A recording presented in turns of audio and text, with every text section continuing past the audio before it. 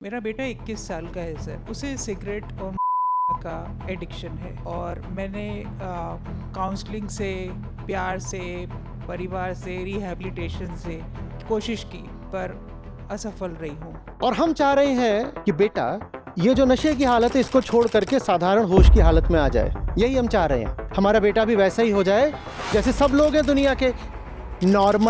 Normal kind of consciousness, उसको हम कहते हैं होश। पर ये जो साधारण होश है, ये इतनी ही प्यारी और आनंदप्रद स्थिति होती तो इतने सारे लोग नशा कर क्यों रहे होते। अगर हमारे होश की स्थिति वाकई बहुत अच्छी है, लाभदायक है, तो कोई नशे में वापस जाएगा क्यों जाएगा। ये जो पैसे की अंधाधुंध दौड़ है, प्लेसमेंट, ये नशा कैसे नहीं है बताओ ना। माँ बच्चों के पीछे लगी हुई है, सेटल कब होगा, तेरी तो जॉब भी लग गई, ये नशा कैसे नहीं है। आपने जो समाज बनाया है उसमें आपके सब आदर्श नेता ये आपको क्या होशमंद लग रहे हैं, पर इन्हें ही हम होश वाला मानते हैं और कहते हैं ऐसा ही बनो क्योंकि ये होश वाले लोग हैं। और उनसे ज्यादा बेहोश कोई होता नहीं। पर हमारे पास न मकसद, न उच्चतम, न हमारा परिवार, न हमारी शिक्षा किसी तरीके के मकसद की, किसी तरह के ऊंचाई की बात करते हैं। और जवानी ऊंचाई मांगती है। उस नशे से अगर बचना है तो एक ही तरीका है। नमस्ते आचार्य जी, मेरा नाम से हूँ सर। पर्सनल क्वेश्चन है मेरे बेटे को लेकर। मेरा बेटा 21 साल का है सर। उसे सिगरेट और का एडिक्शन है और मैंने काउंसलिंग से, प्यार से, परिवार से, रिहैबिलिटेशन से सब कोशिश की पर असफल रही हूँ। और इसके कारण वो हर बार मैनिपुलेट कर जाता है, मैं उसमें आ जाती हूँ। बस यही गाइडेंस चाहिए, मैं इसकी लत कैसे छुड़ाऊँ, उसे सही रास्ते पर कैसे लेकर के आऊँ। देखिए, आप कह रही हैं बेटे को नशे की लत लगी हुई है। सिगरेट, शराब? नहीं, शराब नहीं सर। बेटे को नशे की लत लगी हुई है, लत छुड़वानी है, नशा छुड़वाना है। बैठे। आपके सवाल में एक मान्यता, एक अजम्पशन है कि दो स्थितियां होती हैं और दो ही स्थितियां होती हैं जिनमें से एक स्थिति दूसरे से बेहतर है। और एक स्थिति तो वो है जिसमें बेटा अक्सर चला जाता है, नशे की स्थिति। और दूसरी स्थिति वो है जिसे हम आमतौर पर होश की स्थिति कहते हैं। होश माने क्या? जो आम आदमी की चेतना की साधारण स्थिति होती है उसको हम होश बोल देते हैं, है यही ना। जैसे हम लोग यहाँ सब बैठे हुए हैं तो हम कहेंगे हम होश में बैठे हुए हैं। हम कहेंगे हम यहाँ पर सब बैठे हुए हैं तो हमने थोड़ी कोई नशा कर रखा है, तो हम सब होश में हैं। सड़क पर बाहर आप जाएंगे, लोग चल रहे हैं, आप कहेंगे ये होश की स्थिति है ना। लोग रेस्टोरेंट में बैठे हैं, खाना खा रहे हैं, कोई अपने दफ्तर में काम कर रहा है, कोई अपने दुकान पर माल बेच रहा है, इसको हम कहते हैं कि ये सब होश की स्थिति में हो रहा है, होश की स्थिति में। ठीक है, साथ चल रहे हैं। हम चाहते हैं कि नशे की स्थिति में ना रहे, हम होश की स्थिति में आ जाए। और होश की स्थिति की हमारी परिभाषा है जिस स्थिति में आम आदमी की चेतना आमतौर पर रहती है, वो होश है। उसे हम होश कहते हैं, उसे हम होश कहते हैं। और उस चेतना से हट करके जब कोई इंटॉक्सिकेंट मादक द्रव्य ले लेता है तो हम कहते हैं कि ये जो है ये नशा है, ये बेहोशी है। दुनिया भर में इतनी बड़ी समस्या है ये नशा, हर तरीके से समस्या है। अर्थशास्त्री बोलते हैं इससे जीडीपी का नुकसान होता है, समाजशास्त्री बोलते हैं इससे समाज में दरार पड़ती है, परिवार खराब होते हैं, सड़कों पे दुर्घटनाएं होती हैं, जितने तरीके के नुकसान गिनाए जा सकते हैं गिनाए जा सकते हैं, गिना दीजिए। लेकिन फिर भी बहुत बहुत सारे लोग हैं जो साधारण होश की अपेक्षा नशे को बेहतर मानते हैं। क्यों? बहुत बहुत सारे लोग हैं जो साधारण होश की अपेक्षा नशे को बेहतर मानते हैं। क्यों? और हम चाह रहे हैं कि बेटा ये जो नशे की हालत है इसको छोड़ करके साधारण होश की हालत में आ जाए। यही हम चाह रहे हैं, यही चाह रहे हैं ना, हमारा बेटा भी वैसा ही हो जाए जैसे सब लोग हैं दुनिया के। Normal normal normal kind of consciousness, उसको हम कहते हैं होश। पर ये जो साधारण होश है, ये इतनी ही प्यारी और आनंदप्रद स्थिति होती तो इतने सारे लोग नशा कर क्यों रहे होते? क्योंकि कोई भी अपने आप को जानते बूझते दुख नहीं देना चाहता। मनुष्य आनंद धर्मा है, सब जीव भी सुख ही चाहते हैं।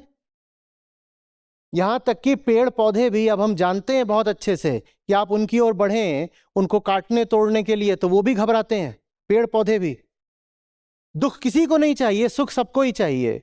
जब सुख सबको ही चाहिए और अगर साधारण होश की स्थिति बहुत अच्छी ही स्थिति है तो इतने लोग फिर नशा करते क्यों? इसलिए करते हैं क्योंकि जिसको हम साधारण होश बोलते हैं ना, उसमें ही खोट है।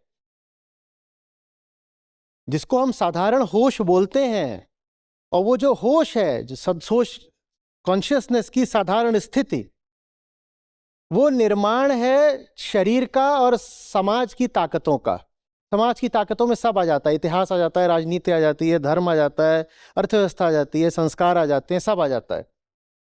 वो सब जब मिलते जुलते हैं तो उससे परिभाषित हो जाता है कि साधारण होश माने क्या। और जो साधारण होश की हालत है ना, बहुत अच्छी होती नहीं है। और इसीलिए जब आप नशे से किसी को वापस लाना चाहते हो साधारण होश में, तो आप उसका रिहेबिलिटेशन वगैरह कितना भी करवा लो, आप उसको वापस लाते हो, आप पाते हो वापस नशे में चला जाता है। फिर हम कहते हैं उसको लत लग गई है। लेकिन मैं तो एक बहुत साधारण मासूम सा सवाल पूछ रहा हूं, अगर हमारे होश की स्थिति वाकई बहुत अच्छी है, लाभदायक है, तो कोई नशे में वापस जाएगा क्यों? क्यों जाएगा? कोई भी अच्छी चीज को छोड़ करके गड़बड़ हालत में जाना चाहता है क्या? कोई नहीं जाना चाहता। तो हम जिसको सामान्यतया होश कहते हैं, क्यों ना पहले उसकी जांच पड़ताल करें, क्योंकि ये होश कोई आसमान से नहीं उतरा है। जिसको हम कहते हैं नॉर्मल कॉन्शियसनेस, वो एक बनाई हुई चीज है, वो एक कंस्ट्रक्ट है जिसको अर्थव्यवस्था ने बनाया है, जिसको तमाम तरह की विचारधाराओं ने बनाया है, जिसको लोकधर्म ने बनाया है। और आपसे कहा जाता है कि ये सब चीजें हैं और तुम इनको मानोगे तो तुम होशमंद कहलाओगे। और कोई अगर उसमें चैन ना पाए तो वो क्या करे? साधारण होश की जो हालत है, अगर वो बिल्कुल बुझी राख जैसी हो, जिसके नीचे थोड़ी बहुत जो आग है वो भी दब जाती है, समाप्त हो जाती है, तो क्योंकि आमतौर पर नशे की शुरुआत जवानी में ही होती है और जवानी दहकना चाहती है। और आपने जिसको कहा है होशमंद होना, उसमें दहकने के लिए कोई जगह है नहीं।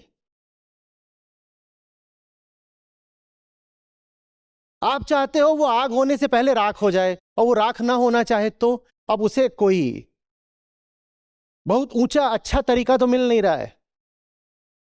जीवन दर्शन उसने जाना नहीं है, विश्व का उत्कृष्ट बोध साहित्य उसने पढ़ा नहीं है, पर उसको यह दिखाई दे रहा है कि दुनिया, परिवार, समाज मुझसे जो कराना चाहते हैं, मैं वैसा नहीं रहना चाहता। ये एक तरीके से चाहते हैं कि मैं सोचूं, मैं वैसे नहीं सोचना चाहता। तो ले दे करके वो एक रास्ता चुन लेता है, ऐसा रास्ता जो बहुत गलत, बहुत खतरनाक भी हो सकता है, पर मरता क्या ना करता, वो यही रास्ता चुन लेता है। वो रास्ता है नशे का।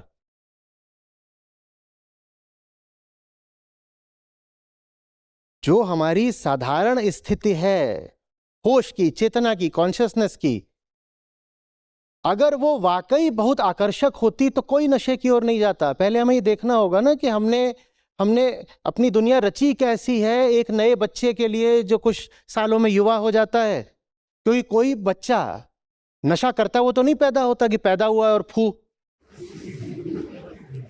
जरूर उसके जीवन के अनुभव ही होते हैं जो उससे कहते हैं वैसे तो नहीं रहना है जैसे सब लोग रहते हैं। वो कहता है कि अगर ये सब होशमंद है मेरे आसपास वाले तो बेहोशी बेहतर है, मैं बेहोश होना पसंद करूंगा।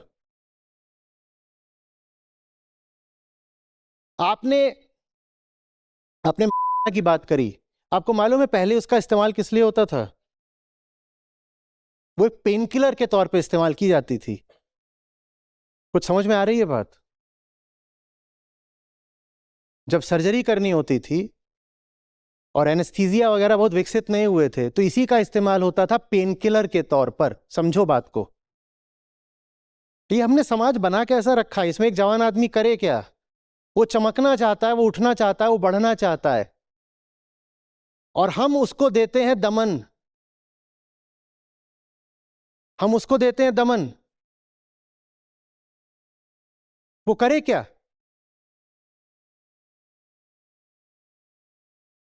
तो फिर अलग अलग तरीके के नशे स्वीकार किए जाते हैं, और जो लोग मादक द्रव्यों का नशा कर लेते हैं उनको तो हम कह देते हैं नशेड़ी। पर जो दूसरे तरीके के नशे कर लेते हैं वो अपने आप को इज्जतदारी बोलते रहते हैं, नशेड़ी सब है। उनको ये लगता रहता है हम थोड़ी नशा करते हैं। ये जो पैसे की अंधाधुंध दौड़ है, प्लेसमेंट प्लेसमेंट, ये नशा कैसे नहीं है बताओ ना?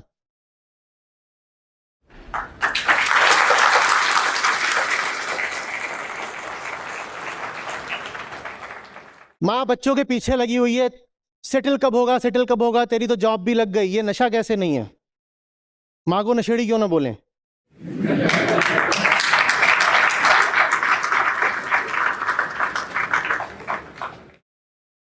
और एक बार उसने शादी कर ली तो उसके पीछे लगी हुई है, अब बच्चा बच्चा बच्चा। भाई कोई बहकी बहकी बात करे तो यही तो कहते हो नशे में है। ये सब बहकी बहकी बातें नहीं है क्या?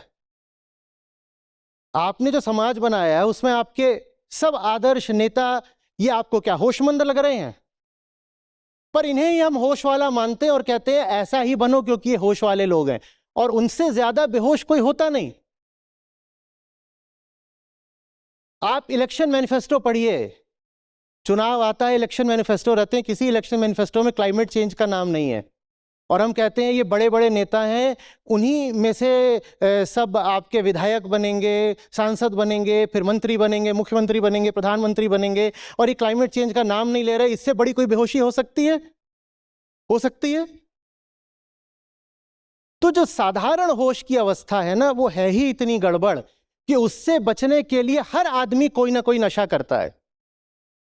उस नशे से अगर बचना है तो एक ही तरीका है, ये जो साधारण होश है इसको ही बदल डालो, इसको ही बदल डालो। नहीं तो जिंदगी जीने के लिए आपको कोई ना कोई खुराफात पालनी पड़ेगी, सबने पाल रखी होती है। कोई कहता है पैसा बहुत आ गया है, अब मैं जा रहा हूं, मैं विश्व भ्रमण करूंगा। विश्व भ्रमण करके क्या कर रहे हो? कुछ सीख रहे हो? किसी का कल्याण कर रहे हो? जहां जा रहे हो वहां प्रेम बरसा रहे हो? न कुछ सीख रहे हो, न जहां जा रहे हो वहां के लोगों को ही लाभ दे रहे हो, तो तुम ये कर क्या रहे हो? ये भी एक तरह का नशा है। कोई कहता है एक के बाद एक फैक्ट्रीज डालूंगा, कोई सीरियल एंटरप्रेन्योर बन जाता है। क्यों कर रहे हो ये सब कुछ? वो ये सब कुछ इसलिए कर रहा है ताकि जिसको हम आम जिंदगी कहते हैं उससे बच सके। तो ये आम जिंदगी हमने इतनी घटिया चीज बनाई ही क्यों है कि इससे बचना पड़े बार बार? बोलो तो। ये जो फिल्में देखने भागते हो, ये जो एंडलेस स्क्रॉलिंग करते हो, ये नशा नहीं है क्या? और ये नशा क्यों करते हो? क्योंकि आप बोलते हो कि real life is better than real life. तो रियल लाइफ हमारी इतनी बेकार है ही क्यों कि हमें रियल लाइफ में घुसना पड़ता है? अगर हम दुनिया ऐसी कर पाए जहां एक जवान आदमी को अपनी ऊर्जा को सही जगह लगाने का भरपूर मौका मिले, उसे जीवन के साथ प्रयोग करने की छूट मिले, तो उसके पास समय ही नहीं होगा, ऊर्जा ही नहीं होगी कि वो फालतू जाकर के शराब और बाकी तरह के नशे करे। उसे जरूरत ही नहीं लगेगी। पर जब आप उसको बांध दोगे, रोक दोगे, तो बिल्कुल हो सकता है कि वो परिवार का दिल रखने के लिए शराब का नशा ना करे, पर फिर वो कोई और नशा कर लेगा। और जो वो कोई दूसरा नशा करता है तो आप बोलते हो मेरा बेटा बड़ा इज्जतदार है। हम भी इज्जतदार है, हमारे घराने का है ना, हमारे घराने का है। किसी किसी को तो इज्जत का ही नशा होता है। उनको बड़ा अच्छा लगता है जहां जा रहे हैं वहां सब जगह से इज्जत मिल रही है। किसी किसी को अपने ख्यालों का, अपने विचारों, अपनी मान्यताओं का नशा होता है। उसको लगता है कि उसके पास assumptions नहीं है, ट्रुथ है, और उनके ट्रुथ पे जरा सी चोट पड़े तो तिलमिला उठते हैं, बोलते हैं "ना, ये नशेड़ी की निशानी है, जरा सी चोट पड़ी नहीं कि तिलमिला गए। बात समझ रहे हो? जिंदगी साफ सुथरी अगर जी जाए तो फिर उसमें किसी प्रकार की अतिरिक्त उत्तेजना की जरूरत नहीं पड़ती है। नशा क्या होता है कि जिंदगी पर्याप्त नहीं है, मुझे कुछ और चाहिए। जिंदगी पर्याप्त नहीं है तो ऐसी जिंदगी तुमने जीने का फैसला क्यों किया? अब जब हम कहते हैं हमें उत्तेजना चाहिए तो उत्तेजना के लिए शब्द क्या होता है अंग्रेजी में? Thrill and adventure, right? रोमांच, उत्तेजना हमें चाहिए। और कितने लोग हैं जो थ्रिल और एडवेंचर के लिए जाते हैं, पहाड़ों पर कोई चढ़ रहा है, कोई कह रहा है मैंने फलाना रिस्क उठाया, मैं ये कर रहा हूं, मैंने खतरनाक ट्रैक करी, मैंने ऐसी हाइकिंग करी। तुम्हें अतिरिक्त खतरे क्यों उठाने पड़ रहे हैं? तुम्हारी जिंदगी ऐसी क्यों नहीं है कि उसमें कदम कदम पर खतरा हो? क्योंकि तुम झूठ को चुनौती दे रहे हो, और जो झूठ को और बंधनों को चुनौती देता है उसे अतिरिक्त खतरे नहीं उठाने पड़ते। उसकी जिंदगी अपने आप में खतरा बन जाती है, बहुत थ्रिलिंग, बहुत एडवेंचरस हो जाती है। पर जिंदगी तो हम सिखाते हैं अपने बच्चों को कि रुई के फाहे में सुरक्षित होकर जीना। और जब एक जवान आदमी को तुम कॉटन वुल में लपेट करके जीना सिखाते हो तो फिर कहां से उसके पास रोमांच होगा? और जवानी तो रोमांच मांगती है, खतरा मांगती है। तो फिर कहेगा चलो यही रोमांच कर लेते हैं, एक नई ड्रग बाजार में आई है उसको ट्राई करते हैं।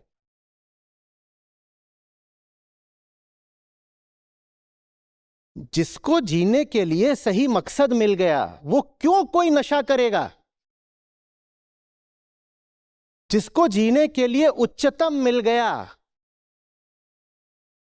वो क्यों किसी और दिशा में जाकर अपना एक पल भी खराब करेगा? पर हमारे पास ना मकसद, ना उच्चतम, ना हमारा परिवार, ना हमारी शिक्षा किसी तरीके के मकसद की, किसी तरह के ऊंचाई की बात करते हैं। और जवानी ऊंचाई मांगती है, क्योंकि अब आप बच्चे नहीं हो, आप अपने आप से सवाल करते हो मैं पैदा किस लिए हुआ हूं, मुझे करना क्या है? और उसका जब कोई जवाब नहीं मिलता तो आप इन सवालों से, अनुत्तरित अपने प्रश्नों से घबरा करके कहते हो नहीं नहीं नहीं, मन से इन बातों को हटाओ, मन से इन बातों को हटाओ। उसके लिए फिर किसी ने आकर के आपको एक पुड़िया थमा दी, आप उस रास्ते पर निकल पड़े, बहक गए। नशे की समस्या का सस्ता समाधान यह है कि मादक द्रव्यों की आपूर्ति बंद कर दीजिए, जो कि होनी चाहिए। बॉर्डर सील कर दीजिए, जो कि होना चाहिए। Vigilance, law and order, enforcement, ये सब तगड़े हों, जो कि बिल्कुल होने चाहिए। जो पकड़े जाएं उनका कन्विक्शन रेट हाई होना चाहिए, बिल्कुल होना चाहिए। ये सब होना चाहिए। लेकिन ये सब सतही समाधान है, ये सतही समाधान है। असली समाधान तो तभी मिलेगा जब किसी जवान आदमी को समाज से भाग करके अपने लिए एक काल्पनिक कॉन्शियसनेस रचने की जरूरत ही नहीं रहेगी। जब आप नशे में होते हो ना तो आप एक अपना अलग काल्पनिक जगत रच लेते हो। काल्पनिक जगत आपको रचना इसलिए पड़ता है क्योंकि ये जो तथ्यों का जगत है, द वर्ल्ड अराउंड यू, इसमें आप कुछ ढंग का कर नहीं पा रहे होते हो। तो आप कहते हो चलो घंटे 2 घंटे के लिए ही सही, पर हमें दूसरी दुनिया तो मिल गई। दूसरी दुनिया की जरूरत पड़े ही क्यों? ये जो हमारी दुनिया है, हम इसी को ऐसा क्यों नहीं बना सकते कि किसी को दूसरी किसी दुनिया में, नशे की दुनिया में भागना ही ना पड़े?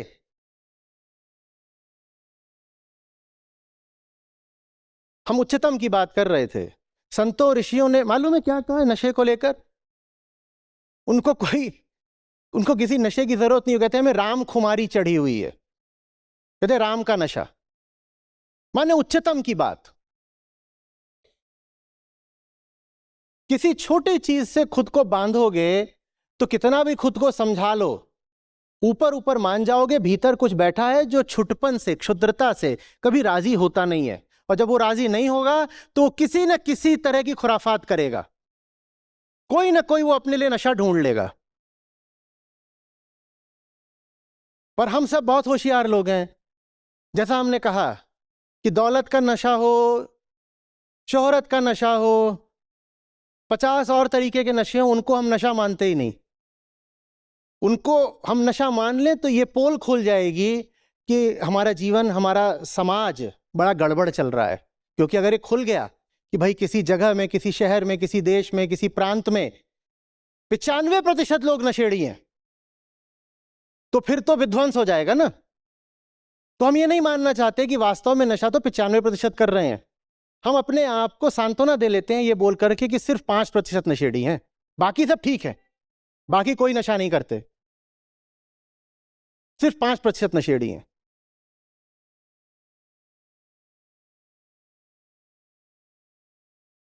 संत कबीर कहते हैं, जो सर से ना उतरे माया कहिए सोए। जिसके दिमाग में अगर कोई चीज चढ़ के बैठ रही है उसको भी माया ही मानो, माने नशा ही मानो। और यहां कोई नहीं बैठा ऐसा जिसका दिमाग खाली हो। सबके दिमाग में कुछ ना कुछ कीड़ा लगा ही हुआ है। किसी को ये खुराफात चल रही है, भाई को नीचा कैसे दिखाऊं। किसी को ये चल रहा है, फलानी शादी आ रही है, वहां देवरानी से ज्यादा आकर्षक कैसे दिखूं। ये सब नशे नहीं है क्या?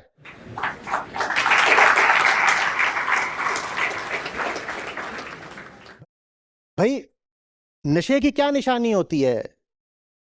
दिमाग बिल्कुल, क्या बोलते हो, उसको आउट हो गया।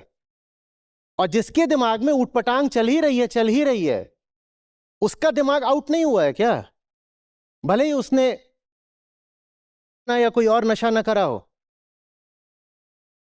बोलिए, ऑफिस पॉलिटिक्स में किस तरीके से मैं गुप्ता हूं खन्ना का पत्ता कैसे काटना है, और वो दिन रात इसी खुरपेंच में लगा हुआ है कि खन्ना का पत्ता कैसे काट दूं। और ज्ञानियों ने हमसे कहा है, माया माया सब कहें माया लखे न कोय, जो सर से ना उतरे माया कहिए सोए। दिमाग में बहुत कोई छोटी पेटी क्षुद्र चीज लगातार चल रही है, वो नशा कैसे नहीं है? हाँ, वो नशा ऐसा नहीं है जो रोड एक्सीडेंट करा दे। वो नशा ऐसा भी नहीं है जो आपकी किडनी खराब कर देगा या कि आपका आपका आपका दिमाग खराब कर देगा। वो नशा ऐसा नहीं, पर नशा तो है। भले ही वो आपको शारीरिक रूप से बहुत क्षति नहीं देता, पर नशा तो है। और ये कहना भी पूरी तरह ठीक नहीं कि शारीरिक रूप से क्षति नहीं देता। दिमाग में उल्टी पुल्टी धारणाएं, कल्पनाएं, अंधविश्वास बना के जो हम चलते रहते हैं, उससे उल्टी पुल्टी चिंताएं भी तो होती हैं। और जो चिंताएं होती हैं वही फिर क्या रक्तचाप और मधुमेह का कारण नहीं बनती? तो शरीर हर तरह के नशे से खराब होता है। ये जो होती हैं कार्डियक डिजीजेस, ये तो अब हम जानते हैं, सर्वविदित है कि लाइफस्टाइल डिजीजेस होती हैं। आप बैठे हुए हैं, आप बैठे हुए हैं और बैठे बैठे आप सोच रहे हैं लड़की की शादी करनी है, दहेज कहाँ से जुगाड़ना है, सरकारी नौकरी किसकी लग गई, कब निकलने वाला है यूपीएससी का रिजल्ट, वहाँ के लड़कों को जा करके मैं कैसे फंसाऊंगा, ये क्या करना है, वो क्या, और ये सब आप कर रहे हैं। आपका बीपी बढ़ता जा रहा है, बढ़ता जा रहा है। हम क्यों ना माने कि अभी आप बैठ के नशा ही कर रहे हो, बस बोतल दिखाई नहीं दे रही है।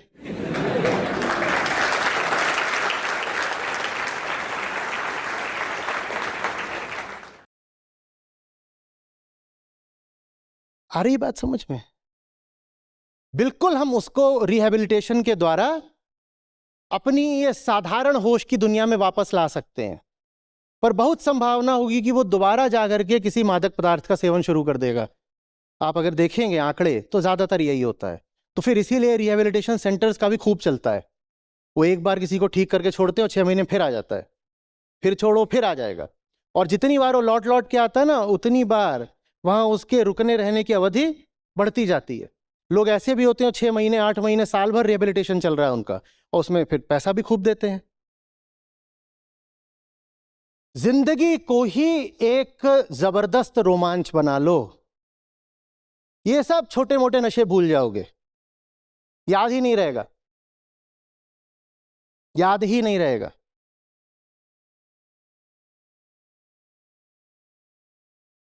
एक सज्जन आए थे मेरे पास, उनकी सिगरेट नहीं छूट रही थी। तो बोले आपको सुनने से छूट गई।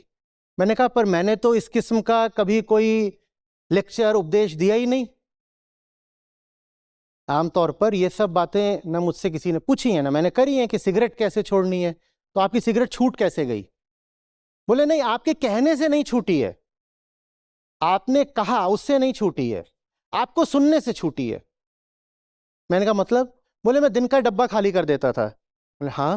बोले उपाय क्या निकाला? बोले अभी मैं दिन में कई कई घंटे बैठ करके आपको सुन रहा होता हूं, और जब सुन रहा होता हूं तो सिगरेट फूकने का ख्याल ही नहीं आता। बोले ये जितने घंटे आपको सुन रहा होता हूं उसमें कहीं भी आप सिगरेट वगैरह छोड़ने की बात नहीं कर रहे। आपने शब्दों में बिल्कुल नहीं कहा सिगरेट छोड़ दो, पर जब आपको सुन रहा होता हूं तो सिगरेट छूट जाती है, उस वक्त ख्याल ही नहीं आता। और जो आपने कहा अगर मैंने उसको ध्यान से सुना है तो मन कुछ ऐसा हो जाता है कि उसके बाद ये सब लगता ही नहीं कि डब्बा खोलो फूंको, ये सब लगता ही नहीं। मैंने कहा अच्छा ठीक है, आप सुनते रहिएगा। समझ में आ रही है बात? ये सब खुराफातें हैं, और ये जीवन में तभी प्रवेश करती हैं जब जीवन में खाली स्थान होता है। जिंदगी में खाली जगह छोड़ ही क्यों रहे हो? छोटी सी तो जिंदगी है, उसको पूरे तरीके से सही काम में आहूत कर दो, जैसे यज्ञ में आहुति दी जाती है। मैं कहता हूं ऐसे जलो जैसे कोई मोमबत्ती हो और दोनों सिरों से जल रही हो। अब उसके पास बैठ के कोई फालतू काम करने की कहां जगह है? वो दोनों सिरों से जल रही है, उसे प्रकाश से इतना प्यार है, वो कह रही मेरी जिंदगी जल्दी खत्म हो जाएगी, कोई बात नहीं, पर रोशनी होनी चाहिए।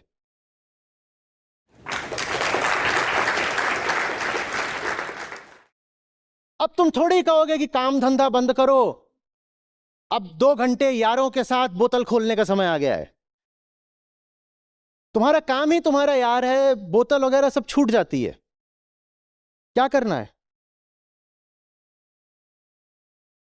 और आपने कोशिश करके नहीं छोड़ा, वो छूट गई। कुछ इतना अच्छा, इतना सुंदर, इतना आवश्यक मिल गया कि भले ही सोचा भी अच्छा आज तो पीना है, आज बोतल खोलनी, भले ही सोच के भी रखा था, भूल गए। क्या पीना छूट गया? नहीं, भूल गए, भूल गए। कुछ दूसरी चीज है जो बहुत जरूरी मिल गई। ये गांजा, अफीम, चरस और एलएसडी और शराब और ये सब क्या हुआ? क्या हुआ? भूल गए। पुराना स्टॉक बहुत पड़ा हुआ है हॉस्टल में, घर में, जहां कहीं भी रहते हैं, पर उसको उठाना भूल गए। ये हो जाता है। और जब ऐसे छूटता है ना कि कोशिश कर करके नहीं छोड़ा, वो छूट गया, it dropped, it just dropped, मुझे पता भी नहीं चला और छूट गया, तब समझो कि सचमुच छूटा है। पर सचमुच तभी छूटेगा जब पहले जीवन को एक सार्थक अर्थ दोगे, और जीवन को सार्थक अर्थ आप मान्यताओं पर और रूढ़ियों पर चलकर कभी भी नहीं दे पाओगे। एक आदमी जो गलत नौकरी करके बैठा हुआ है, बहुत संभावना ये नशा करेगा। एक आदमी जो गलत शादी करके बैठा हुआ है, बहुत संभावना ये नशा करेगा। समझ में आ रही है बात? एक जवान आदमी जो ऐसे घर में है जहां लगातार उस पर दबाव बनाया जा रहा है, नहीं नहीं नहीं तू ये पढ़ाई मत कर, तू वो वाला कोर्स कर, उसमें प्लेसमेंट पैकेज वगैरह बेहतर लगता है, बहुत संभावना ये नशा करेगा।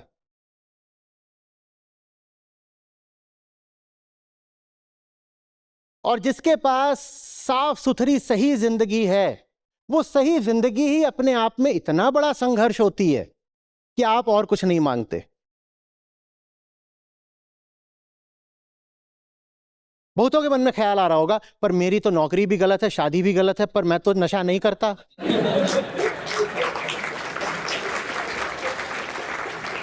तो हमने कहा था ना कि नशा सिर्फ वही थोड़ी होता है जो मुंह से किया जाए। 100 तरह के नशे होते हैं, आप दूसरे तरह का नशा करते होंगे, आप इज्जतदार नशा करते होंगे। पर जो सुबह से शाम तक ऐसी जिंदगी जी रहा है जिसमें सच्चाई का गला घोंटा जा रहा है, वो उस जिंदगी को बर्दाश्त कैसे करेगा? उसे उस जिंदगी से थोड़ी देर के लिए, टेम्पोरेरीली हटने के लिए कोई ना कोई नशा चाहिए होता है, तो फिर वो करता है।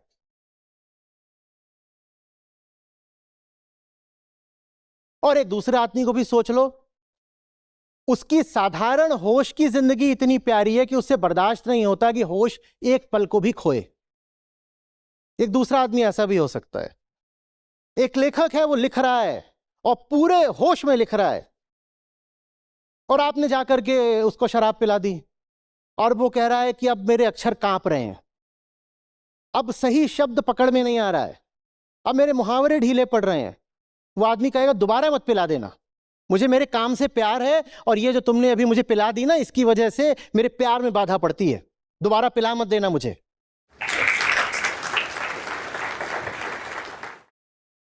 हमारे पास क्या कुछ ऐसा है जिससे हमें इतना प्यार हो कि उससे हम 2 मिनट भी हटने को तैयार ना हो? हमारे पास आमतौर पे ऐसा कुछ होता नहीं। हो सकता है, पर व्यवस्था, रूढ़ियां, परंपरा, दूसरों की अपेक्षाएं और अपनी अंधता, इनके चलते हम उसको दबा देते हैं। पैदा तो सब प्रेमी होते हैं, पर प्रेम को दबा देते हैं। और उसको दबाओगे तो तमाम तरह के रोग पैदा होंगे, जिसमें से नशा एक रोग है। समझ में आ रही है बात? मैं बहुत जोर दे करके आप लोगों से बोलना चाहता हूं, क्योंकि बहुत जल्दी आपकी जिंदगी में ये दोनों चीजें आने वाली हैं, नौकरी और परिवार दोनों। और ये दोनों नशे के सबसे बड़े कारण हैं। बहुत सारी तो नौकरियां ऐसी होती हैं जो चल नहीं सकती हैं बिना नशे के, जानते हैं आप? वहां पियो पिलाओ नहीं तो डील्स नहीं होती। वहां अगर पियो पिलाओ नहीं तो डील्स नहीं होती। लेविश कॉर्पोरेट पार्टीज होती हैं इन्वेस्टमेंट बैंकिंग वगैरह में, और वहां आप बोल दो आई एम अ टीटोटलर, मैं कर ही नहीं सकता चीयर्स, तो आपसे बात ही नहीं करेगा कोई। बहुत लोग सिर्फ पैसे के लिए ऐसे अपने बॉस वगैरह को बर्दाश्त करते हैं कि भीतर से घायल हो जाते हैं, और फिर वो कहते हैं गम गलत करने के लिए थोड़ी पी लेते हैं। और परिवार का तो कहना ही क्या, गलत लड़की मिल गई, गलत लड़का मिल गया, नौकरी से तो फिर भी जल्दी से आप इस्तीफा दे सकते हो, शादी से थोड़ी इस्तीफा दे दोगे जल्दी। भारत में तो पता भी चल जाए कि शादी बिल्कुल गलत हो गई है तो संबंध विच्छेद को मानते हैं महापाप। माने एक गलती कर दी है अगर, तो उसको जिंदगी भर ढो भी। और लड़कियों के लिए तो और मुश्किल है, सिर्फ यही नहीं होता कि शादी हो गई है, अगर गर्भ हो गया और फिर बच्चा हो गया तो मामला पूरा ही इरिवर्सिबल हो गया। और ये सब आपकी जिंदगी में अब आएगा अगले कुछ सालों में। तो इसलिए मैं आपसे बहुत जोर देकर बोलना चाहता हूं, गलत चुनाव मत कर लेना। छोटी मोटी गलतियां सुधारी जा सकती हैं, पलटी जा सकती हैं, वो गलतियां मत कर लेना जो फिर सुधारने में बड़ी महंगी हो।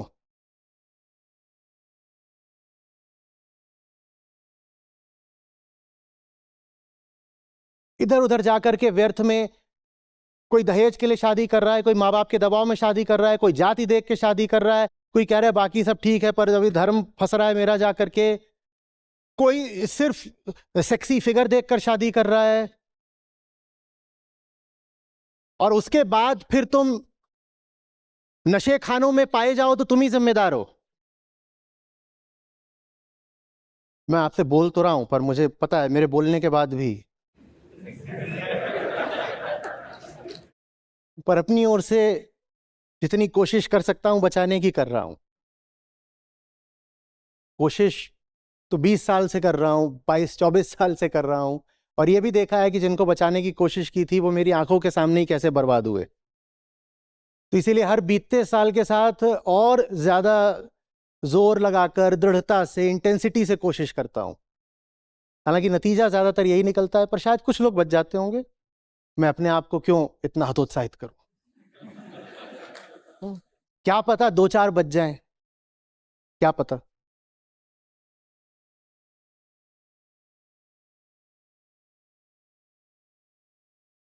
बेटे को कुछ ऐसा दीजिए जिसके लिए वो जी भी सके और मर भी सके, सारे नशे छूट जाएंगे।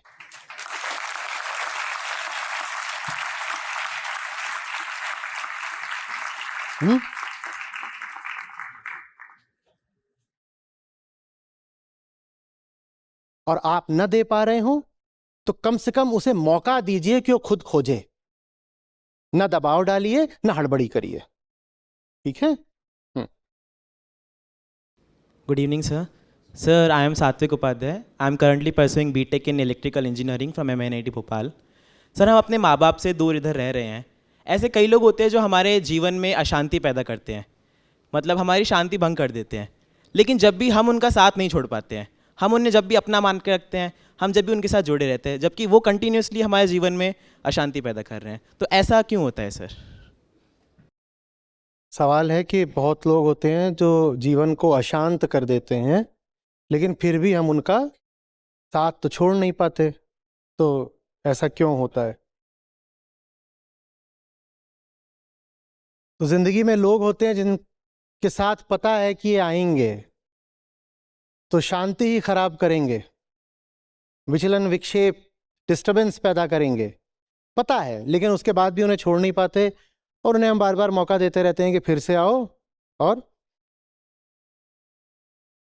प्रश्नकर्ता ने डिस्टरबेंस की तो बात करी, पर डी से ही एक और शब्द है जिसको बिल्कुल छुपा गए, डिजायर।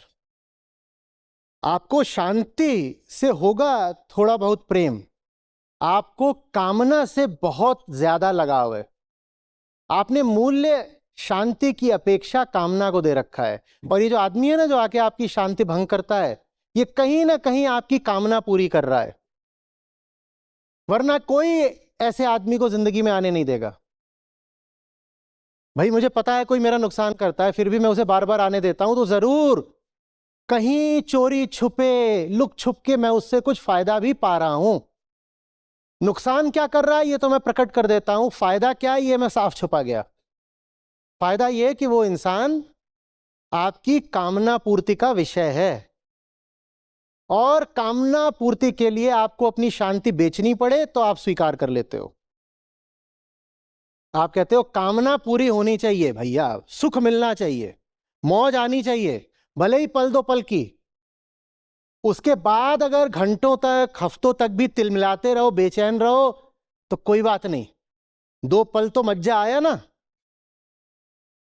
हाँ, पर जब तिलमिलाने के हफ्ते आते हैं तो कहते हो अरे बड़ा गलत हो गया, हम तो नहीं चाहते थे कि बेचैनी मिले, हम तो दुख नहीं चाहते थे, और ये आदमी है इसका पता है दुख देता है, फिर भी हमने इसको आने दिया। ये घटना अकस्मात नहीं थी, संयोग नहीं है, इसके पीछे एक नियम है, सिद्धांत है। और सिद्धांत यह है कि तुम्हारी जिंदगी में वही होगा जिसको तुम मूल्य देते हो।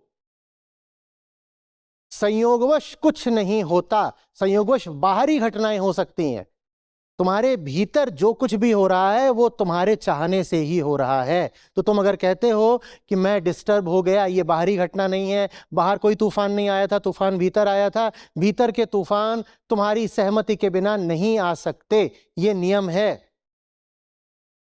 बाहर कुछ भी होता रहे, भीतर जो हो रहा है उसमें तुम्हारी अनुमति सहमति शामिल है।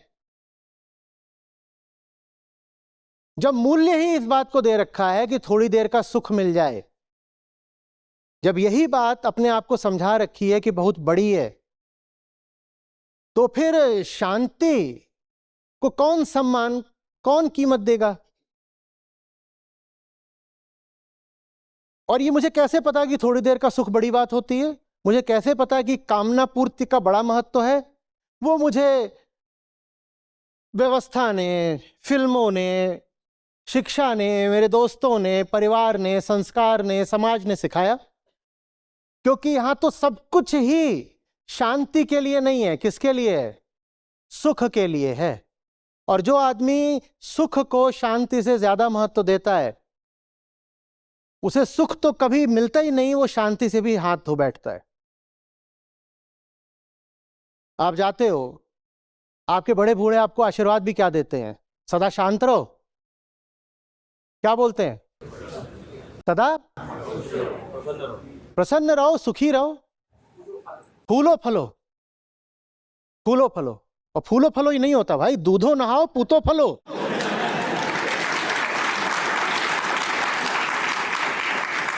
ये हमें शांति का संस्कार दिया जा रहा है क्या? नहीं, क्योंकि जो लोक धर्म है ना, लोक धर्म, लोक संस्कृति, पॉप कल्चर, पॉप रिलीजन, जिसका आम आदमी व्यवहार करता है, जिसको हम मानते हैं कि यही तो धर्म है, वो पूरे तरीके से कामना पर आश्रित है। जिसको हम अपना कल्चर और रिलीजन बोलते हैं, उसके केंद्र में डिजायर बैठी है। इसीलिए आप उन जगहों पर बहुत जाते हो, आपने देखा होगा किसी जगह के बारे में बात हो जाए, वहां मनोकामनाएं पूरी होती हैं, खट से भीड़ लग जाती है ना। हाँ, मनोकामना। किसी भी जगह का हमें अगर महात्म्य बताना होता है कि ये बड़ी बढ़िया जगह है आध्यात्मिक दृष्टि से, तो कहते हैं अरे वहां जो जो गए उन्होंने जो मांगा मिल गया, सारी इच्छाएं पूरी होती हैं फलानी जगह जाकर के। तो हमें जो संस्कार ही मिले हैं ना, वो इच्छा पूर्ति के मिले हैं। किसी तरह जो चीज हम चाहते हैं वो मिल जाए बस। तो जो तुम चाहते हो मिल जाता है, उसको सुख बोलते हैं।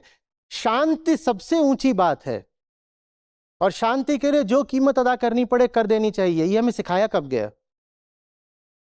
तो पहली बात तो हमने ये देखा कि अगर हमें चैन की जगह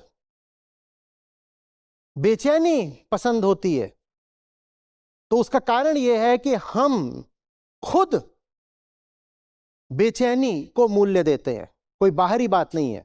और दूसरी बात हम ये देख रहे हैं कि ये जो मूल्य हम कह रहे हैं कि हम देते हैं, ये मूल्य भी हमारा नहीं है, हमें सिखा दिया गया है। हमें सिखा दिया गया है।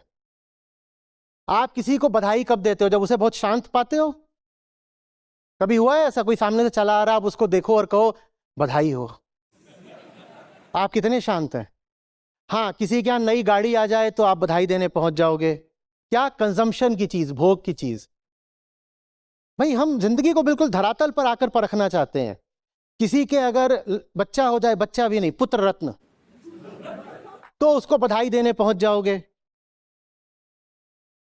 भाई, किसी के नहीं बच्चा, उसकी जिंदगी बहुत शांत चल रही है, तो बधाई देने जाते हो? बधाई हो, आप बख्श दिए गए। जाते हो क्या बधाई देने?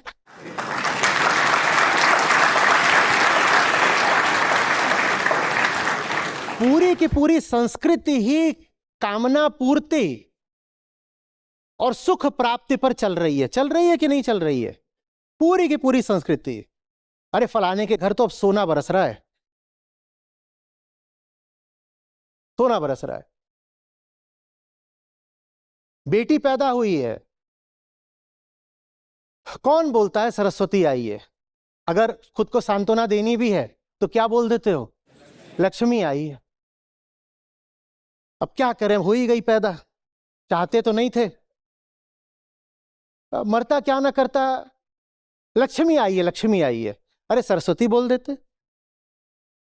पर सरस्वती सुख नहीं देती हैं, वो शांति देती हैं। वो शांति देती है ना। ज्ञान तो शांत करता है। बात आ रही है समझ में? हमें कूट कूट करके हर दिशा से ये बात भर दी गई है कि मज्जा बड़ी बात है, और मज्जा भी कैसा? सस्ता, सस्ता, चीप, मोमेंटरी प्लेजर्स, चीप टिटिलेशंस, ये सब हमें चाहिए। और ये जब मिलता है तो फिर हम उससे इनकार करने की हालत में रह ही नहीं जाते, क्योंकि हमने इस मूल्य को स्वीकार कर लिया, आत्मसात कर लिया है। क्या? कि मज्जा तो बड़ी बात होती है। लोग अपनी इंस्टाग्राम डीपी वगैरह लाते हैं, फेसबुक प्रोफाइल लगाते हैं, वो अपने शांति के क्षणों की लगाते हैं क्या? वो कब लगाएंगे? देखो मैं डिस्को थीक में हूं और मस्त झूम रहा हूं, और किसी को स्ट्रेटेजिकली खड़ा कर रखा है कि बस जब झूम रहा हूं तभी फोटो लेना, या कि पूरा वीडियो बनवा दिया, उसमें फ्रेम दर फ्रेम देख देख के जिस क्षण में दिखाई दे रहा है कि मदहोशी छा गई है बिल्कुल सुख की, वो आप लगाओगे, और वो लगाते ही न जाने कितनों के दिल बिल्कुल जल उठेंगे कि सारा सुख तो यही लूट ले गया, हम ही रह गए। ये सब क्यों हो रहा है? क्योंकि सुख की प्रकृति से हम अनभिज्ञ हैं। क्यों? क्योंकि जीवन शिक्षा, आत्म शिक्षा, अंदरूनी शिक्षा, जिसको आप अध्यात्म भी बोल सकते हो, पर अध्यात्म बोलो तो डर जाते हो, तो जीवन शिक्षा बोल लो, वो जीवन शिक्षा हमें कभी दी ही नहीं गई। उस जीवन शिक्षा की जगह हमको बहुत सतही किस्म के संस्कार दिए गए हैं, जिसमें यह है कि ऐसी चीज हो जाए तो सुख मनाओ, ऐसी चीज हो जाए तो बधाई गाओ।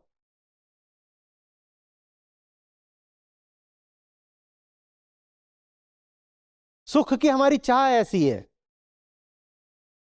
कि कोई डायबिटिक भी आ जाए तो बधाई देने के लिए हम उसको मिठाई ही खिला दें। आपके घर कोई आता है और कोई, आप कहते हो खुशी का मौका है, खुशी का, तो आप उसको कोई पोषक स्वास्थ्यवर्धक चीज खिलाते हो क्या? खिलाते तो सड़ेले हलवाई का वो कार्बोहाइड्रेट्स और शुगर से भरा पुलिंदा ही हो, और मरेगा वो जल्दी।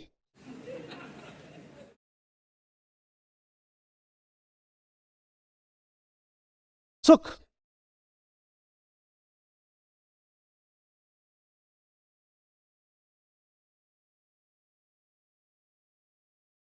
और जिन चीजों में सुख मनाना है वो भी आपने नहीं सोची।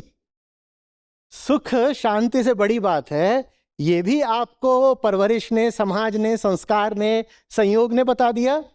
और किन बातों में सुख मनाना है ये भी उन्होंने ही बताया है। तो हमारा अपना क्या है? हमारी अपनी सिर्फ निराशा है, बेचैनी है। हमारा अपना बस पछतावा है। ये दुनिया के चलन में रह करके अपनी जिंदगी गवा बैठे, ये पछतावा है हमारा। और इसी पछतावे के साथ एक दिन आग हो जाना है हमको।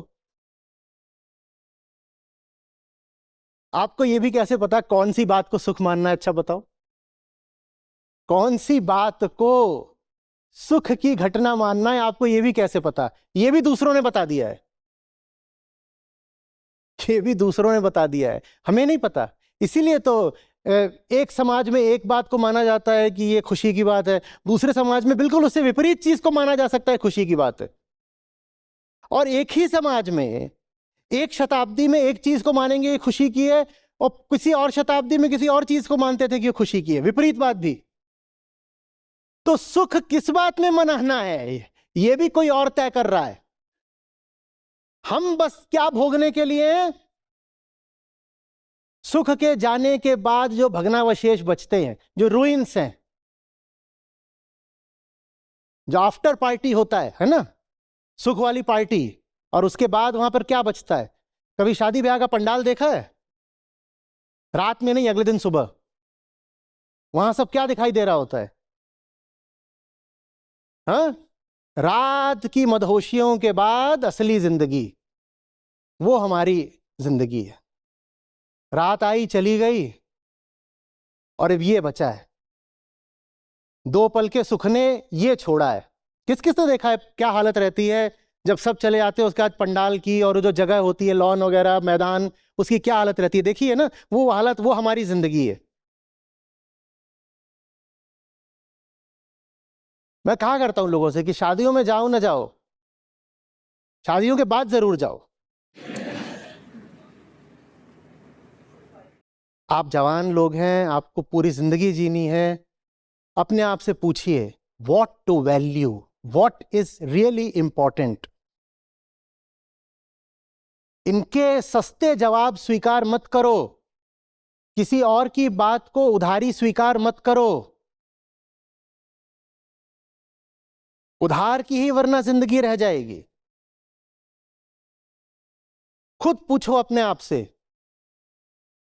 मैं इस काम में क्यों उतरूं? मैं फलानी बात को मैं क्यों महत्व दूं? कुछ चल रही है रस्म रवायत, प्रथा, परंपरा, मैं जानना चाहता हूं कि मैं उसका पालन क्यों करूं। यह सवाल जरूरी है। हम कितनी नकली जिंदगी जी रहे हैं, ये सबसे ज्यादा पता है कब चलता है? हमारे सेलिब्रेशंस में, हमारे उत्सवों में। ऊपर ऊपर से सब ऐसे दिखा रहे होते हैं जैसे खुश हैं, सुखी हैं, और सेलिब्रेशन से ज्यादा कहीं नहीं पता चलता कि हम कितने ज्यादा बेचैन हैं, खोखले हैं, दुखी हैं। कहीं पर पार्टी जैसा कुछ हो रहा हो, वहां चले जाना और समझ जाओगे कि ये सुख चीज क्या होती है।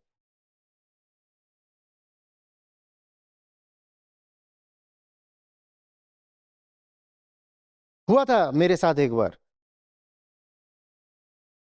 आपकी उम्र का था, उससे भी जरा सा पहले की ही बात है। तो भाई सच्चिदानंद घन हम कहते हैं, भीतरी बात, असली बात, आनंद को हम कहते हैं स्वभाव है, आनंद सबको चाहिए। मैं भी पार्टीज में जाता था, और गया 2 बार 4 बार और फिर जाना बंद कर दिया। साथ वालों ने कहा कि क्या बात है, तुझे नहीं आना, डोंट यू लव फन। बिल्कुल यही शब्द थे 4 एग्जैक्टली, आज भी याद है। Don't you love to have fun, don't you want to have fun. तो मैंने जवाब दिया था, I didn't find anybody there having fun and hence I will not come. हाँ, मुझे भी तब जॉय वाला शब्द नहीं था, तब फन की बात हुई थी, बिल्कुल साफ याद है, फन। तब उन्होंने कहा था फन, आओ we'll have fun, good fun. मैंने कहा I also want to have good fun, but where is the fun. मैं अपने आप से झूठ नहीं बोल सकता, वहां लोग बहुत सारे थे और बहुत कुछ हो रहा था और बहुत शोर था और म्यूजिक था और डांस था और ये वो खाना पीना हर तरह की चीज चल रही थी। But to tell you the truth, I didn't find anybody really having fun. मुझे वो सब के सब मिजरेबल लगे, उदास और भीतर से हताश, और उन्होंने ऊपर ऊपर खुशी पोत रखी थी ऐसे। हाँ जी आइए जी, आइए जी, गुड मॉर्निंग जी, आज तो बहुत अच्छा दिन है जी। Come on.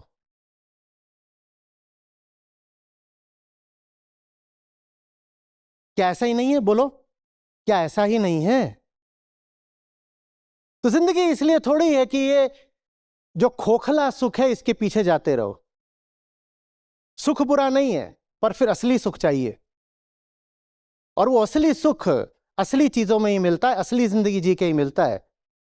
ये छोटी छोटी बातों से असली सुख नहीं मिल जाता। उपनिषद कहते हैं ना अल्पे सुखम, अल्प माने छोटा। छोटी जिंदगी जी करके, छोटे विषयों को अपना उद्देश्य बना करके, छोटे छोटे लक्ष्य रख करके तुम्हें कभी सुख नहीं मिलेगा। यो है भूमा तत्सुखम। भूमा माने बड़ा, विशाल, अनंत। अपने आप को अनंत को समर्पित करो, लक्ष्य अपना आसमान जैसा बनाओ, तब आनंद में जीते हो। आसमान जिंदगी के आखिरी पल तक नहीं मिलना, पर जिंदगी मौज में बीतेगी। जिंदगी मौज में बीतेगी क्योंकि लक्ष्य ऐसा बनाया कि उसके लिए आराम से जिए फिर मरे। और छोटी सी चीज, उसको लक्ष्य बनाया, उसको पा भी लिया, तो भी वैसे ही मिजरेबल रहोगे जैसे हमेशा से थे। मिजरेबल समझते हो ना? क्या? दुखी, संतप्त। पा लिया, लोग आ रहे हैं, बधाइयां दे रहे हैं, अरे वाह बंटू का तो बड़ा पैकेट लग गया है। और बंटू कह रहा है, क्या बताएं, बंटू कह रहा है ये पैकेज वगैरह से ज्यादा मजा तो मुझे इंस्टाग्राम में आता है। वो पैकेज वाली जॉब में जाकर भी वहां बाथरूम में छुप छुप के रील्स ही देख रहा होगा।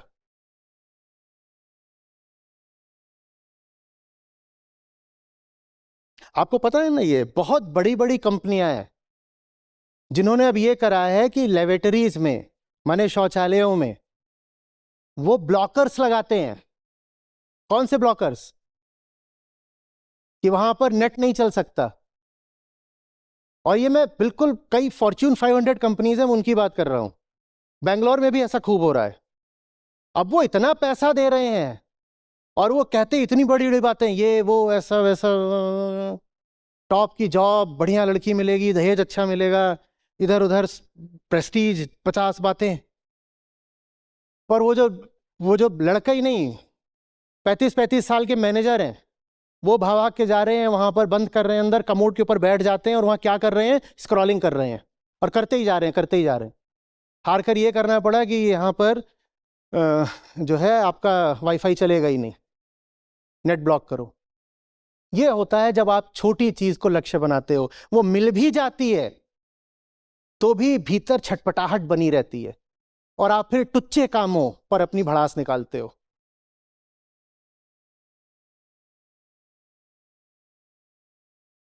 ये सारा जो होता है वर्क प्लेस में, क्या बोलते हैं? एब्सेंटीज्म, एम्प्लॉय डिससेटिस्फैक्शन, डीमोटिवेशन। ये सब क्यों होता है? इसीलिए होता है क्योंकि तुम जिस नौकरी में हो सबसे पहले तुम्हें करनी ही नहीं चाहिए थी, तुम गलत काम में हो। तो सही काम क्या है वो तुमने कभी अपने आप से न पूछा न तलाशा।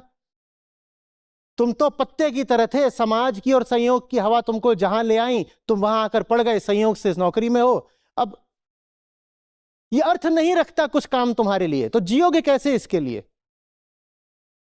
तो घड़ी ताकते रहते हो कब समय हो जाए घर भागे, और कब 30 तारीख आए तो सैलरी मिले। किसी ने कहा है दुनिया में सबसे अगर बेकार कोई खोज है, the most futile of all pursuits, वो है द परस्यूट ऑफ हैप्पीनेस। जब कोई सीधे सीधे कहता है कि मुझे खुशी चाहिए, तो उसे सिर्फ दुख मिलेगा। जो कहता है मुझे खुशी नहीं चाहिए, मुझे सार्थकता चाहिए, उसे चुपचाप आनंद मिल जाता है। जो खुशी के लिए इधर उधर हाथ पांव फेंकता है, उसे खुशी तो क्या ही मिलती है, दुख मिलता है। और जो कहता है खुशी हटाओ, खुशी वगैरह की हम परवाह नहीं करते, मुझे सार्थकता चाहिए, पर्पस चाहिए, सही जिंदगी चाहिए, उसने मांगी थी सार्थकता, उसे सार्थकता के साथ में आनंद मुफ्त मिल जाता है।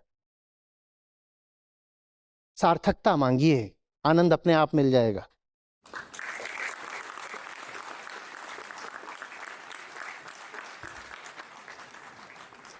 नमस्कार आचार्य जी, मेरा क्वेश्चन इसी से रिलेटेड था। जैसे आपने अभी बोला कि गोल्स अपने आसमान को इतना अपन को करना चाहिए, तो जब गोल्स अपने बड़े होते तो उतनी अपनी एक्सपेक्टेशन होती हैं, तो एक्सपेक्टेशन जैसे ही हैं, अगर उस हिसाब से अपन अब वो चीज़ अचीव नहीं कर पा रहे, या फिर उसके लिए अपन डेली उतनी मेहनत नहीं कर पा रहे उस फुल एफिशिएंसी से, तो उससे अपन फ्रस्ट्रेटेड या फिर डिसहार्टन कैसे नहीं हो? और अगर हमें इतना एक्सपेक्ट नहीं करना चाहिए तो उस लिमिट में कैसे एक्सपेक्ट करें? बेटा, एक्सपेक्टेशन तो अपने हाथ का खिलौना होती है। तुम तय कर सकते हो मुझे इतना करना है, मुझे इतना नहीं करना है। ये बात एक्सपेक्टेशन की नहीं होती है, और बात यूं ही कोई ऊंचा गोल बना लेने की नहीं होती है। वो जो गोल है ना, वो 2 तरह की समझदारी से निकलना चाहिए। 2 काइंड्स ऑफ अवेयरनेस। पहला, मैं कौन हूं,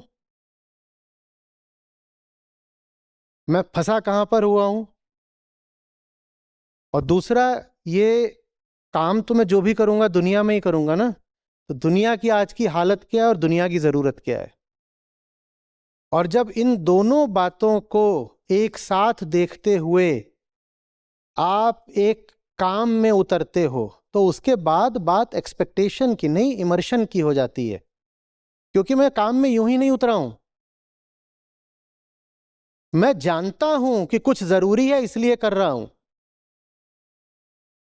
मैं जानता हूं मैं जो काम कर रहा हूं वो आज दुनिया के लिए बहुत जरूरी है, और मैं जानता हूं मैं जो काम कर रहा हूं वो मैं ना करूं तो मैं भी नहीं जी पाऊंगा, मैं इसलिए उसमें उतरा हूं।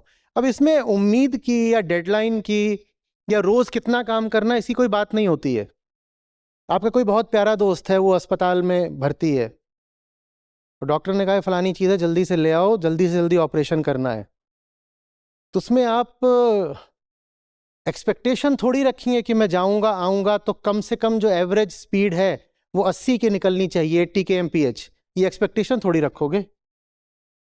आप तो वास्तव में डैशबोर्ड को, स्पीडोमीटर को देखोगे भी नहीं। जितना आपके बस में होगा आप उतनी तेजी से गाड़ी भगाओगे और उतनी तेजी से वापस लाओगे। बल्कि कोई पूछेगा कि एवरेज स्पीड कितनी रखी, तो आपको पता भी नहीं होगा। जब सही फैसले लिए जाते हैं तो उसमें काम एक्सपेक्टेशन का मुंह देख के नहीं किया जाता, ना अपनी एक्सपेक्टेशन ना दूसरों की। फिर काम उतना हो जाता है जितने कि तुम कभी एक्सपेक्टेशन कर भी नहीं सकते थे। असली काम की पहचान ही यही है कि वो तुम्हारे भीतर वो ताकत खड़ी कर देता है जितनी तुम्हें पता ही नहीं थी। छोटा काम करोगे ना तो उसके लिए ताकत भी छोटी ही चाहिए, और छोटे काम करते करते स्वयं से भी हमारी अपेक्षा, उम्मीद, एक्सपेक्टेशन क्या हो जाती है कि मैं तो इतना ही कर सकता हूं। तो एक्सपेक्टेशन रख करके बड़ा काम नहीं किया जाता, बड़ा काम बस किया जाता है और फिर तुम के देखते हो कि बाप रे बाप, मैं इतना कर गया, इतना तो मैं कभी कर भी नहीं सकता था, ये मैंने इतना किया है। तुम खुद हैरान रह जाओगे कि मुझसे इतना कैसे हो गया। अगर मैं अपने लिए कोई लक्ष्य, टारगेट, गोल, डेडलाइन बनाता, मैं तो भी इतना ना कर पाता। जितना मैं सोचता हूं कि करने के काबिल हूं, मैंने उससे कहीं ज्यादा कर दिया। और वो हो गया क्योंकि जरूरी था। काम वो करो जो तुम्हारी समझ से निकला हो, काम वो करो जो दुनिया के लिए जरूरी हो। उसके बाद घंटे गिन के काम नहीं करोगे, उसके बाद अपनी थकान देखकर काम नहीं करोगे, उसके बाद काम जिंदगी बन जाता है। और ऊंची चीज तुम्हें मिले उसके लिए जरूरी है पहले कि तुम ये स्वीकार तो करो कि ऊंचे संघर्षों में उतरना है। अर्जुन इतने दिनों से थे श्री कृष्ण के पास, कृष्ण उनके दोस्त की तरह रहते थे, संबंधी भी हैं और सखा भी हैं, रहते थे। कृष्ण मिले हुए थे अर्जुन को, गीता नहीं मिली अर्जुन को। गीता तभी मिली जब अर्जुन ने सबसे भयानक युद्ध में उतरना स्वीकार किया, तब मिलती है गीता। जो बात अर्जुन को पता चली वो कभी नहीं पता चलती अगर अर्जुन युद्ध से भाग गए होते। अर्जुन ने अपना ही जो प्रचंड रूप देखा, अर्जुन की अपनी उम्मीदों एक्सपेक्टेशन से आगे का अर्जुन ने जो अपना योद्धा रूप देखा, वो अर्जुन खुद भी कभी नहीं देख पाते। गीता को अर्जुन कभी नहीं पाते अगर अर्जुन ने महाभारत का युद्ध स्वीकार नहीं किया होता और अर्जुन भागने को तैयार हो रहे थे। तो पहले जीवन में बड़े संघर्षों को आने तो दो। छोटी मोटी सुरक्षित जिंदगी जियोगे तो तुम्हें लगेगा कि तुम्हारी काबिलियत भी छोटी मोटी ही है। तुम्हारी बहुत बहुत बड़ी काबिलियत है, पर वो काबिलियत सक्रिय नहीं होगी, एक्टिवेट नहीं होगी अगर तुम जिंदगी में बड़ी चुनौती आने ही नहीं दोगे। अब तय कर रखा है जिंदगी में कि मच्छर ही मारने हैं, और बहुत लोग जिंदगी में सिर्फ मच्छर ही मारते हैं। और भीतर तुम्हारे एक टैंक बैठा हुआ है, तो उस टैंक का तुम्हें कभी पता लगेगा भी? क्योंकि मच्छर मारने के लिए टैंक की तो जरूरत होती नहीं ना। तो टैंक तुम्हारे भीतर पड़ा रह जाएगा जंग खाता हुआ, और तुम कभी जान नहीं पाओगे कि कितनी ताकत तुम्हारे भीतर थी, क्योंकि तुमने चुना ये कि जिंदगी में मच्छर मारने। बड़ा संघर्ष चुनो तो तुम्हें भी अचंभा हो जाएगा, मेरे पास टैंक भी है। हाँ, टैंक है तुम्हारे पास, पर वो तुमको उपलब्ध तभी होगा जब तुम पहले उतना बड़ा दुश्मन अपने सामने पाओगे।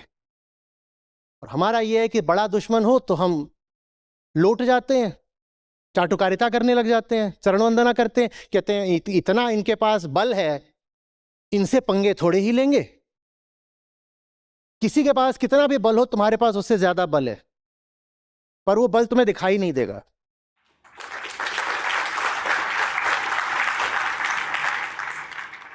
वो बल तुम्हें दिखाई नहीं देगा जब तक तुम उसका आह्वान नहीं करोगे, इन्वोकेशन। और वो इन्वोकेशन सिर्फ एक तरीके से होता है। ये मत देखो कि मेरी काबिलियत क्या है, ये मत देखो कि मैं खुद से कितनी उम्मीद रख सकता हूं, कितनी एक्सपेक्टेशन। कहो सही है तो करना पड़ेगा, सही है तो करना पड़ेगा। अब सर फूटे, माथा फूटे, तकलीफें आए, जूझना पड़े, दुनिया रूठे, सही है तो करना पड़ेगा। और जब करना शुरू करते हो तो पता चलता है, अरे ये तो होने भी लग गया, मैं ये कर सकता था, मुझे तो पता भी नहीं था। वो करके ही पता चला कि कर सकता हूं। नमस्ते, मेरा नाम पूनम है। मैं आचार्य जी के गीता सत्रों से लगभग 1 साल से जुड़ी हूँ। अगर मैं बात करूँ कि आचार्य जी की शिक्षाओं के बारे में, तो जब से मैंने आचार्य जी के गीता सत्रों से कुछ सुनना शुरू किया है, तो उसके बाद से मैंने अपने जीवन में काफ़ी बदलाव देखे हैं। जैसे कॉलेज के बाद मैंने किताबें पढ़ना बिल्कुल बंद कर दिया था। अब लगभग इन 10 महीने में मैंने लगभग 50-60 बुक पढ़ी है। काफ़ी कुछ जानने को मिला। पहले इतनी जिज्ञासा नहीं रहती थी जीवन में, जो समाज ने बताया उसी के अनुसार जीवन जी रही थी। आचार्य जी के सेशंस के बाद जो मेरे मन में कुछ सवाल थे उसके उत्तर मिले हैं। अभी जैसे पहले खेल में, संगीत में और जगह पार्टिसिपेट नहीं करती थी। अब मैं समय का जो सदुपयोग है वो करने लगी हूँ। तो मैं सभी को सजेस्ट करूँगी आचार्य जी के गीता सत्रों से अवश्य जुड़े, आप भी अपने जीवन में बदलाव पाएंगे।